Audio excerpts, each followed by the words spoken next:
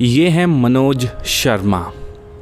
जब ये 12वीं कक्षा में थे तो इनके स्कूल में नकल रुकवाने एसडीएम साहब आ गए और तब तक नहीं गए जब तक कि पूरा पेपर नहीं हो गया। मनोज ने एसडीएम साहब का भौकाल देखा। उनके रहते कोई कुछ नहीं कर सका। नतीजा कुछ को छोड़ के सब फेल हो गए। मनोज भी फेल।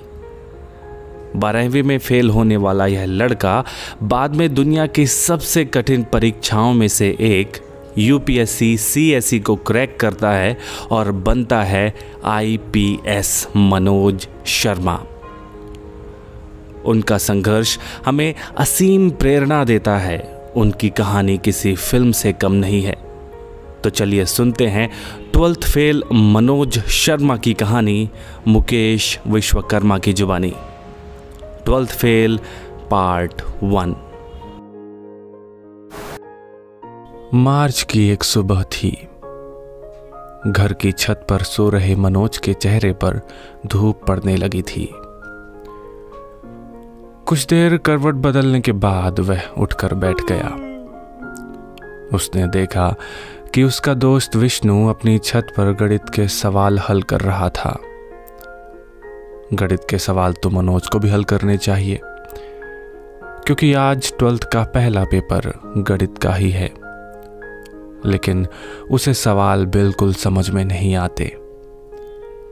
फिर भी उसने पास पड़ी गणित की किताब उठाई और पढ़ने की कोशिश करने लगा। मनोज अपनी तारीफ से बहुत उत्साहित होता है। इसलिए जब उसने देखा कि उसके घर के सामने के कुएं पर मोहल्ले की महिलाएं पानी भर रही हैं, तो उन्हें प्रभावित करने के लिए वह छत पर टहलते हुए गणित के सवाल ऊंची आवाज में पढ़ने लगा। महिलाओं तक उसकी आवाज पहुंच गई। एक महिला उसकी तरफ इशारा करते हुए बोली, हमारो मोड़ा बिल्कुल ना पढ़त। एक मनोज है, रात भर छत पे लालटेन से पढ़त रहतो। अपनी तारीफ सुनने का उसका उद्देश्य पूरा हुआ। उसने व्यर्थ हाथ में पकड़ी किताब किनारे रखकर गुलशन नंदा का उपन्यास जलती चट्टान खोल लिया।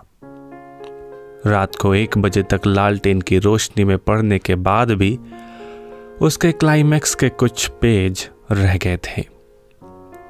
उसने 10 मिनट में उपन्यास पूरा किया और बाहर कुएं पर आ गया। महिलाएं अभी भी पानी भर रही थीं। एक बुजुर्ग महिला को कुएं से पानी खींचने में कष्ट हो रहा था। मनोज ने उसका कष्ट देखकर उसकी बाल्टी भर दी। पुरस्कार में उसे महिला का आशीर्वाद प्राप्त हुआ। लल्ला, तू फर्स्ट से पास होएगो। तब तक उसके सहपाठी विष्णु के पिता पंडित कालीचरण आ गए। गांव के स्कूल में कक्षा 8 तक गणित पढ़ाने वाले पंडित कालीचरण मनोज और उसकी योग्यता को अच्छे से जानते थे। उसे देखते ही वह बोल पड़े, परीक्षा की तैयारी कैसी है मनोज? गणित में पास होना मजाक नहीं है। फिर पंडित जी ने अपने बेटे विष्णु की तारीफ करना शुरू किया। मैंने तो विष्णु से कह दिया है कि फर्स्ट डिवीजन से पास नहीं हुआ तो मैं उसकी पढ़ाई बंद करा दूंगा। पर मैं जानता हूं विष्णु गणित में होशियार है। उसके मन में पढ़ने की लगन है। मनोज इस सच्चाई को नकार नहीं सका।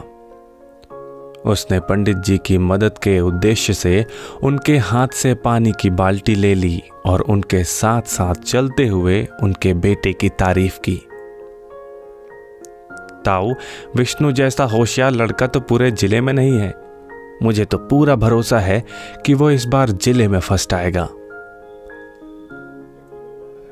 यह कहते हुए मनोज की आंखों के सामने उसके पिता की धुंधली छवि आई और फिर अचानक विलीन हो गई।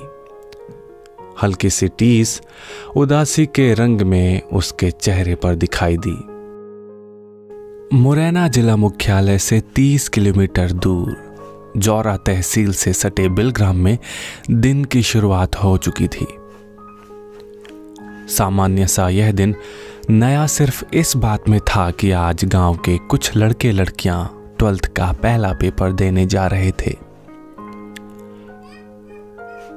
मनोज जब पंडित जी को उनके घर छोड़कर वापस आया तो उसकी मां दरवाजे पर 2 महिलाओं के साथ बातचीत में मग्न थीं। मनोज द्वारा बुलाए जाने पर मां ने कह दिया, रुक जा, आती हूं। परीक्षा का समय हो रहा था, इसलिए मनोज तैयार होकर परीक्षा देने के लिए निकल गया। बेटे को देख मां देहरी पर बैठे बैठे चिंतित होकर बोली, रुक जा मुड़ा, रजनी ने रोटी ना बनाई का? खाली पेट पेपर देबे मत जा। मां ने रोटी बनाने का काम 15 साल की बेटी रजनी को सौंप दिया था और खुद को चर्चाओं में व्यस्त कर लिया था। लेकिन मनोज की भूख प्यास आज मर चुकी थी। मनोज ने मां की चिंता को अनसुना कर दिया और गणित की गाइड हाथ में लिए बिना कुछ कहे आगे बढ़ गया। यह गांव तहसील को जिले से जोड़ने वाली सड़क के किनारे बसा था, इसलिए आवागमन की सुविधा की दृष्टि से भाग्यशाली था। हर 10 मिनट में मुरैना से जौरा और जौरा से मुरैना आने जाने वाली बसें इस गांव से गुजरती थीं। सुबह के 9 बजे बिलग्राम की पुलिया पर सवारियों की भीड़ बढ़ने लगी। मनोज पुलिया के पास बने मंदिर में हनुमान जी की मूर्ति के सामने जाकर बुदबुदाया, हे हनुमान जी, गणित में बेड़ा पार लगा देना, तुम्हारा ही सहारा है। हनुमान जी से गणित में पास कराने की प्रार्थना करके जब वह पुलिया पर आया तो वहां विष्णु के पिता पंडित कालीचरण पहले से बस का इंतजार कर रहे थे। पुलिया पर बैठे लड़कों में से एक ने मुंह में भरी तंबाकू को थूकते हुए पूछा, पंडित जी, क्या विष्णु को नकल कराने जा रहे हो जौरा?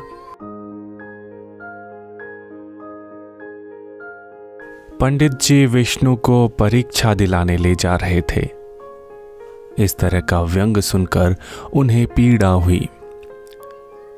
वह नाराजगी के स्वर में बोले, न तुम लोगों ने कभी स्कूल का मुंह देखा, न किताबें पढ़ी, तुम लोग क्या जानो पढ़ाई क्या होती है।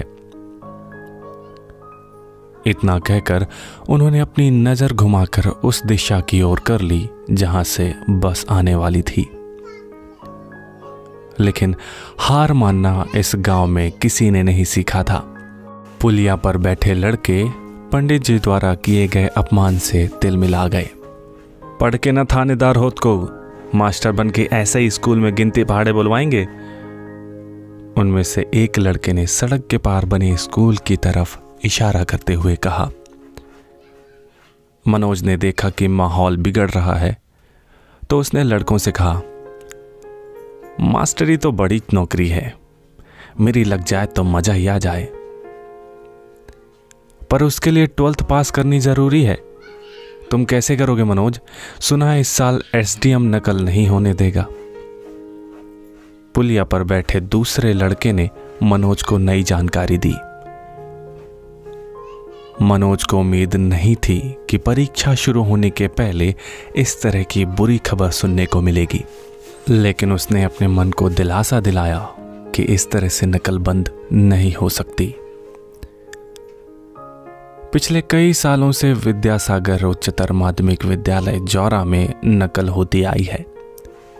इसी नकल के भरोसे तो उसे 12th पास करने की उम्मीद थी। उसने अपने 10वीं की परीक्षा भी नकल से ही पास की थी। तभी धड़ धड़ करता हुआ एक टेम्पो पुलिया पर आकर रुक गया। टेम्पो की आवाज सुनकर मनोज अपने विचारों से बाहर आया। मनोज का दोस्त बल्ले टेम्पो चला रहा था और मनोज विष्णु और पंडित कालीचरण के साथ टेम्पो में बैठ गया। टेम्पो के पीछे बालाजी बस सर्विस की 52 सीटर बस भी पुलिया पर आकर रुक गई। बस में लगभग 70 सवारियां भरी हुई थीं। फिर भी उसके 20 साल के दुबले पतले कंडक्टर को बल्ले का 3 सवारियां अपने टेम्पो में बिठाना अखर गया। कंडक्टर ने बल्ले से दबंग और धमकी भरी आवाज में कहा, क्यों रे, कितनी सवारियां बिठाए गोरे? 3 सवारी एक्स्ट्रा बिठाई लई है, उतार भी ने, बे मेरी सवारी हैं। पिछले कुछ महीनों से इस सड़क पर 3-4 टेम्पो चलने लगे थे।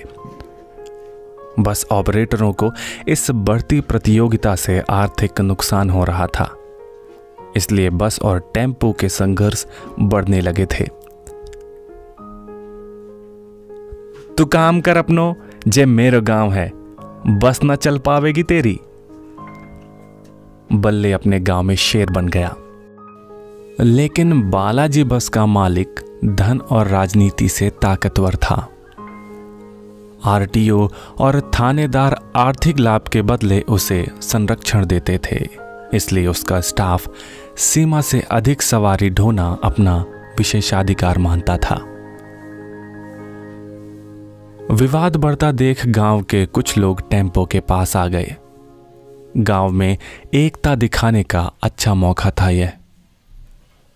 दुश्मन का पलड़ा भारी होता देख बस में बैठे ड्राइवर ने कंडक्टर को वापस बुला लिया।